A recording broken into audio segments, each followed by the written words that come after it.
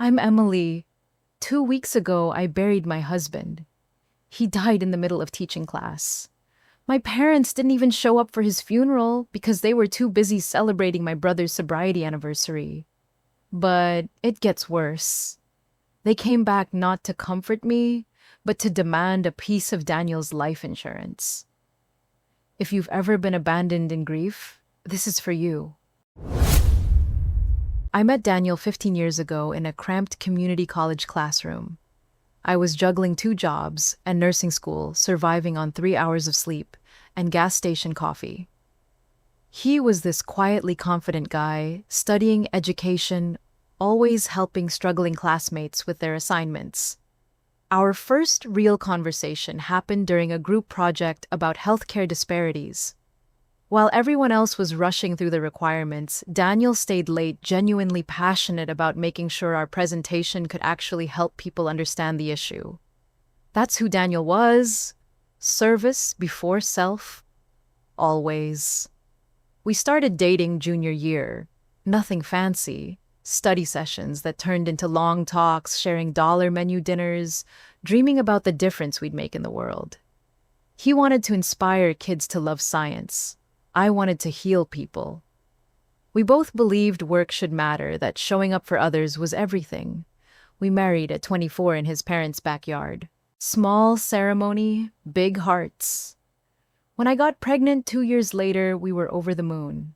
But at 12 weeks, we lost the baby. Daniel held me through 3 days of grief, whispering that our family would happen when it was meant to. Sophie came along when we were 26, and watching Daniel become a father was like watching someone discover their superpower. By the time Sophie turned 10, Daniel had become Riverside High's favorite teacher. His students called him Coach D even outside track season. He'd stay after school helping kids with homework, organizing science fairs, turning detention into tutoring sessions. Our dinner table conversations were always about his students: Marcus, who finally understood chemistry; Sarah, who got into college because Daniel wrote 17 recommendation letters. But this past year, something changed.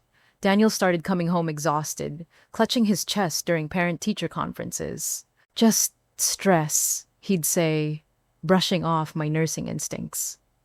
"Budget cuts, larger class sizes. It'll pass." I scheduled him a doctor's appointment 3 times. He canceled each one. Last Tuesday started like any other. Daniel kissed Sophie goodbye, reminded her about track practice, told me he loved me. His physics class was working on momentum and energy conservation. According to his students, he was mid-sentence explaining how energy never truly disappears when he suddenly stopped talking, grabbed the desk, and collapsed. The paramedics worked on him for 43 minutes. By the time I got to the hospital racing from my shift at the clinic with my scrub still on, it was over. My husband, who'd spent 15 years teaching kids that energy transforms but never dies, was gone. The doctor said massive heart attack, probably building for months. I called Sophie's school from the hospital parking lot, barely able to form words. Then I called my parents. At 6:47 p.m., sobbing so hard I could barely breathe. My mother answered on the second ring. "Mom, Daniel's gone. He had a heart attack at school." "He's dead." Silence. Then, "Oh, honey, that's terrible. But we're right in the middle of Tyler's 1-year sobriety celebration dinner. The whole family's here. Can we talk about this tomorrow?" I stared at my phone.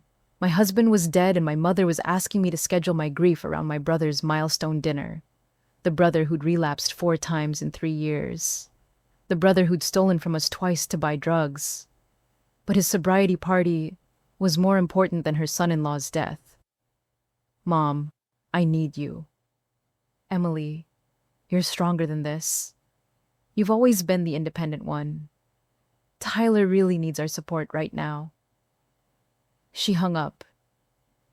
Sophie and I spent that first night alone, on our living room floor, wrapped in Daniel's favorite blanket, crying until we had no tears left. She kept asking when Grandma and Grandpa were coming. I kept making excuses. The funeral was 3 days later, I'd barely slept running on pure adrenaline and the kindness of neighbors who brought casseroles and helped with arrangements. When I walked into the church, I was overwhelmed. Daniel's entire physics department was there, his track team wearing their jerseys, students from 15 years of teaching, some now adults with their own families. The sanctuary was packed with people whose lives Daniel had touched. My parents showed up 20 minutes late, slipping into the back row like they were attending someone else's obligation. My mother wore sunglasses indoors. My father checked his phone during the eulogy. When Daniel's student Marcus shared how Coach D had helped him get into MIT, my parents whispered to each other. The second the service ended, they were gone. No hug, no, "How are you holding up?" No offer to help with anything. They disappeared while I was still shaking hands with the people who'd driven hours to honor my husband. Tyler didn't come at all. His text that morning read, "Funerals are too triggering for my recovery. Hope you understand." But, what wasn't too triggering? Calling me that night, asking if Daniel had any tools he could borrow from the garage. A week after the funeral, my parents finally showed up at my door. No casserole, no flowers, no "How are you holding up?" Just my father, George, clearing his throat awkwardly while my mother, Linda, fiddled with her purse strap. "We wanted to check on you," Mom said, though her eyes were scanning my living room like she was appraising furniture. We sat in my kitchen, the same kitchen where Daniel had made pancakes every Sunday morning, where Sophie did her homework while he graded papers. Everything felt surreal. "Emily," Dad started, "we know this is a difficult time, but we need to ask you something important." I waited. "Daniel had life insurance through the school district, right?" My blood went cold. "Yes." "Well," Mom jumped in, "we've been thinking. Tyler's recovery program costs $1,500 a month, and your father and I aren't getting any younger. Our medical bills keep piling up." Dad leaned forward. "What we're asking is, could you help the family? Share the blessing." I stared at them. "Share the blessing." "We're not asking for everything," Mom said quickly. "Just half. After all we've done for you over the years, supporting you through nursing school, babysitting, Sophie." Half. They wanted half of my dead husband's life insurance. The money meant to keep Sophie and me afloat, to pay for her college, to help us rebuild our shattered lives. "Think about it," Dad continued. "Daniel would have wanted to help Tyler get better. He was always generous like that." Daniel, who they couldn't be bothered to properly mourn, who they'd abandoned me to grieve alone. Now they were invoking his memory to justify taking money from his widow and orphaned daughter. "I appreciate your visit," I said quietly, "but no, that money is for Sophie's future and our immediate needs." Mom's face hardened. "Emily, we're family. Family helps family." "You're right," I said, standing up. "Family does help family. Where was that help when I called you sobbing from the hospital? Where was that help when Sophie asked why Grandma and Grandpa left her daddy's funeral early?" They exchanged glances. Dad tried a different approach.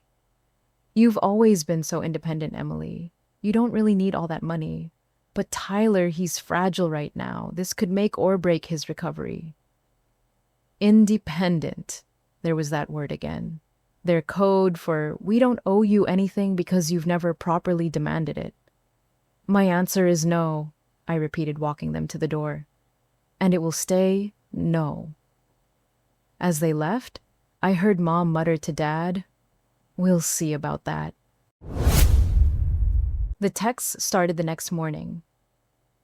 "Tyler, Mom told me you won't help with my recovery costs. That's really selfish, Em." Then, "Daniel always believed in second chances. You're dishonoring his memory." And finally, "You're hoarding money that Daniel would have wanted to help others with.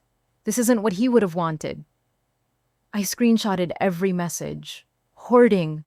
Like I was some dragon sitting on a pile of gold instead of a widow trying to figure out how to pay Sophie's college tuition alone. More texts from Mom. "We raised you better than this." From Dad. "Your brother is struggling and you have the power to help." I was about to block all their numbers when Sophie came home from school looking upset. "Mom, can I tell you something weird?" Of course, baby. At the funeral, when I went to get tissues from the back, I heard Uncle Tyler talking to Cousin Jenny. He said something really mean. My stomach dropped. What did he say? He said you were rolling in insurance money now and it was a lucky break. Jenny looked shocked and walked away, but Tyler just laughed. A lucky break. My husband's death was a lucky break. I felt something snap inside me. Not rage exactly, more like clarity. Cold, sharp clarity about who these people really were. That evening, my phone rang. Unknown number. Emily, this is Aunt Janice. I hadn't heard from my mom's sister in 2 years. She lived in Oregon, kept to herself mostly. Janice, hi, how are you? Honestly, I'm calling because I'm ashamed. Jenny told me what Tyler said at Daniel's funeral, and your mother called me yesterday asking if I thought she was right to expect you to share Daniel's insurance money. What did you tell her?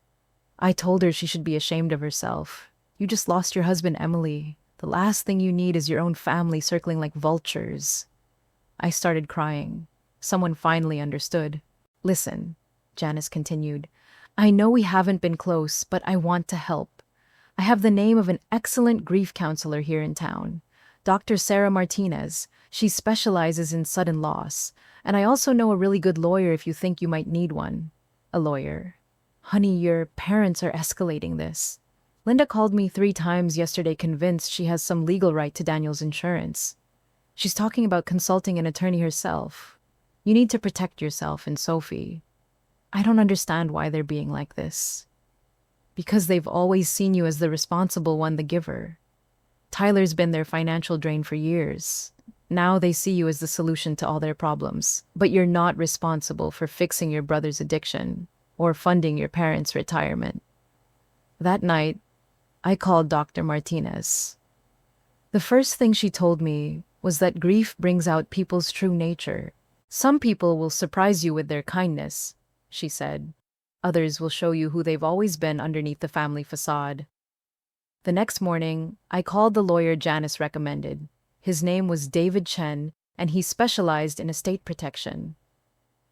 Mrs. Miller, he said after I explained the situation, I deal with this more often than you'd think. Family members who emerge from the woodwork after a death demanding money they're not entitled to. The good news is, if your husband's insurance and will are properly structured, they don't have a legal leg to stand on. And if they're not, then we make sure they are. But first tell me exactly what Tyler said at the funeral. Sophie is her father's daughter. She notices everything. 2 weeks after my parents' insurance demand, I found her at the kitchen table with a notebook writing intently. When I asked what she was working on, she looked up with Daniel's serious expression. I'm making a list, she said. A family scorecard. What kind of scorecard, sweetheart? She turned the notebook toward me. In her careful 11-year-old handwriting, she'd created 2 columns, showed up and didn't show up. Under showed up? Dad's students, Dad's teacher friends, neighbors Aunt Janice called Dr. Rodriguez from my work. Sophie's friend Maya's mom brought dinner. Under didn't show up, Grandma Linda, Grandpa, George, Uncle Tyler. Below that, she'd written, people who asked for money after Dad died, Grandma, Grandpa, Uncle Tyler. People who asked how we're doing, everyone else. My heart broke and swelled at the same time. This kid who'd just lost her dad was keeping track of who showed love and who showed greed. Sophie, you don't need to worry about this stuff. But I do worry, Mom. You cry when you think I can't hear. And yesterday, Grandma called you selfish. I heard it through your bedroom door. 2 days later, my parents called requesting a family meeting. They wanted to come over to clear the air and work things out like adults. Against my better judgment, I agreed. Sophie was supposed to be at her friend's house, but she came home early. My parents sat on the couch where Daniel used to grade papers every evening. Mom started her rehearsed speech about family obligations and Tyler's fragile recovery. Dad pulled out his phone to show me Tyler's treatment center costs. This isn't just about money, Mom said. It's about showing Tyler that his family believes in his sobriety. We're not asking for charity, Dad added. We're asking you to invest in your brother's future. I was about to respond when Sophie walked into the living room. She looked at my parents, then at me, then back at them. Can I say something? My mother's face softened. Of course, sweetheart. What is it? Sophie sat down across from them, her small hands folded in her lap. When she spoke, her voice was calm, clear, and devastating. I made a list of everyone who helped us when Dad died. You're not on it. Uncle Tyler isn't on it either, but my friend Maya's mom is on it because she brought us groceries. Dr. Rodriguez from Mom's work is on it because she covered Mom's shifts. Dad's students are on it because they sent cards and flowers. My parents shifted uncomfortably. But you know what's really weird, Sophie continued. The people who didn't help are the same people asking for money now. Dad always taught me that actions show who people really are. So I have a question. She looked directly at my mother. If Mom died tomorrow, would you ask me for half of her life insurance money? Because that's basically what you're doing now, except I'm still here to see it. The room went dead silent. Mom tried to recover. Sophie, honey, you don't understand grown-up finances. I understand that Dad worked really hard to make sure Mom and I would be okay if something happened to him. And I understand that you didn't even stay for lunch after his funeral, but now you want his money. Dad cleared his throat. Young lady, you need to show more respect. Sophie stood up. This tiny girl who'd just lost her father, facing down two adults who should have been protecting her instead of pressuring her. I am being respectful. I'm not yelling. I'm not calling names. I'm just telling the truth. You didn't lose a husband. I did. And still, I'm kinder than you. Then she walked upstairs to her room.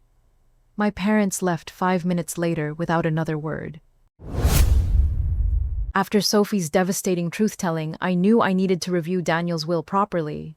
David Chen, the lawyer, had asked me to bring all of Daniel's legal documents to our next meeting. That's when I discovered something I'd forgotten in my grief fog. 6 months ago, Daniel had updated his will after a minor chest pain episode that scared us both. The doctor had cleared him, but it was enough to make Daniel think about the future. What I found among his papers broke my heart and steeled my resolve at the same time. Daniel had written me a letter sealed and dated to be opened only after his death. My hands shook as I read his careful handwriting. My dearest Emily, if you're reading this, something has happened to me and I'm so sorry I can't be there to protect you and Sophie through whatever comes next. I need you to know that everything I've worked for is for you two alone. The house, the insurance, the savings, Sophie's college fund, it's all yours. But I also need to warn you about something. Your parents will try to get money from you.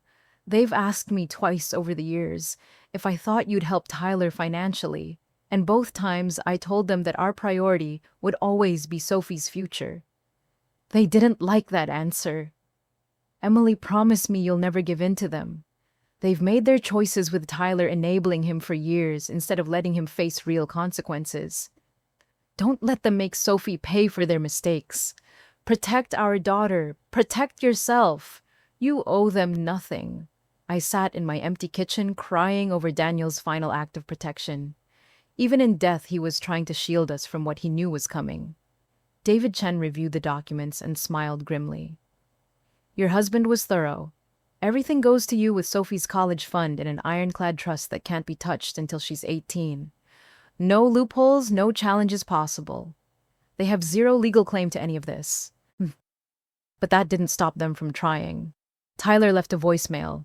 I talked to a lawyer friend. He says family members can contest wills, especially when there's this much money involved. Dad sent a text. We're exploring our legal options. This isn't over. Mom called Dr. Martinez's office, pretending to be concerned about my mental state, fishing for information about whether grief might have affected my judgment. Then she crossed a line I didn't know existed. Sophie's school called me at work. Mrs. Miller, your mother is here asking to pick up Sophie early. She says there's a family emergency, but Sophie says she doesn't want to go with her. I drove to the school in a panic. When I arrived, I found my mother in the principal's office with Sophie, who looked terrified. Mom, I told her you didn't send her, but she keeps saying there's an emergency. My mother turned to me with fake concern. Emily, I was worried about Sophie. She seemed so upset at our last visit, and I thought maybe she needed to talk to someone who understands family obligations. The principal looked between us, clearly sensing the tension. Mrs. Miller, did you authorize this pickup? Absolutely not. I turned to my mother. Linda, you will never contact Sophie's school again. You will never attempt to pick her up, and if you continue to harass my daughter, I will call the police. Emily, don't be dramatic. I'm her grandmother. No, I said quietly. Grandmothers show up when their grandchildren need them. They don't abandon them at funerals and then terrorize them at school because they want money. That night, I blocked all their numbers. I sent one final text to my father's phone before blocking it. Daniel's will is ironclad. We owe you nothing legally, morally, or financially. Any further contact with me or Sophie will be considered harassment. We're done. 2 days later, David Chen called. They hired a lawyer. He's already dropped them as clients after reviewing the case. Apparently, he told them they're wasting everyone's time and money. It was over, finally over. 3 months after cutting contact with my parents, something beautiful started happening. The space they'd left behind filled up with real love. Aunt Janice flew out from Oregon for Sophie's science fair. She stayed for a week helping Sophie with her project about renewable energy, something Daniel would have loved. When Sophie won second place, Janice cried harder than I did. I want to be more involved, Janice told me that night. Linda lost her right to be Sophie's grandmother when she chose money over grief. But I'd be honored to step into that role if you'll let me. Sophie hugged her aunt tight. Dad always said family isn't about blood, it's about who shows up. 2 weeks later, Daniel's former students contacted me. Marcus, now a college senior, was leading the charge. Mrs. Miller, we want to do something to honor Coach D. We've been talking to the school district about building a new science lab in his name. Would that be okay with you? They'd already raised $12,000 through a GoFundMe selling t-shirts with Daniel's favorite quote, "Science is just curiosity with a method." The lab opened 6 months later. Sophie cut the ribbon, standing where her father had collapsed, now surrounded by state-of-the-art equipment and photos of Daniel with 15 years of students. But the project that meant the most to me came from my own grief journey. Dr. Martinez had been a lifeline, and David Chen had protected us when we were most vulnerable. I realized other grieving families might need that same support, but couldn't afford it. I used a portion of Daniel's insurance money to start the Daniel Miller Foundation. We provide free grief counseling and legal protection for families dealing with sudden loss and predatory relatives. Our first client was a young father whose wife died in a car accident. His in-laws were demanding custody of his children and half his house. Within 2 months, we'd connected him with therapy and legal help. His kids stayed with their dad, and his late wife's family learned they had no legal standing. "You saved my family," he told me, tears in his eyes. "No," I said. "You saved your family by asking for help. We just provided the tools." On Daniel's birthday in September, we held our first annual memorial picnic in the park, where he used to take Sophie to collect rocks for her geology projects. We served his favorite foods: barbecue ribs, corn on the cob, and chocolate cake with vanilla ice cream. Aunt Janice came. Dr. Martinez brought her family. David Chen stopped by with his kids. Marcus and 12 other former students showed up. Daniel's teaching colleagues filled 3 picnic tables. Sophie's friends ran around playing the same games Daniel had organized at her birthday parties. As the sun started setting, Sophie stood up on a picnic table and asked for everyone's attention. "I want to say something about my dad," she announced, her voice carrying across the park. "Dad always told me that people show you who they are through their actions, not their words. He said when someone shows you who they are, believe them." She looked around at all the faces gathered to honor Daniel's memory. "Some people showed us they only care about money, so we believe them and we let them go. But look around. Look at all these people who showed us they care about love and kindness and keeping Dad's memory alive." She paused, her voice getting stronger. Dad used to say that energy never really disappears, it just changes form. Well, Dad's energy didn't disappear either. It's here in Mr. Marcus, who's teaching physics now because of Dad. It's in the new science lab. It's in the families Mom helps through the foundation. It's in all of you who are here because Dad touched your life somehow. She grinned, pure Daniel, shining through her smile. So thank you for showing us who you really are. Dad would be so proud of the family we chose. As everyone wiped their eyes and started cleaning up, I realized something profound. Losing my parents hurt, but losing people who only valued what they could take from us wasn't actually a loss at all. It was freedom. If you've ever been betrayed in your most fragile moment, know this: you are not alone. Sometimes, the people who should protect you become the ones you need protection from. Sometimes, grief doesn't just reveal who loves you. It exposes who was only there for what you could give them. I used to think cutting off family was the ultimate failure, that no matter how badly they treated you, you were supposed to keep trying, keep forgiving, keep hoping they'd change. But here's what I learned. Sometimes you have to lose everything to see who's really in your corner. The people who showed up for Daniel's funeral without being asked, they're still here.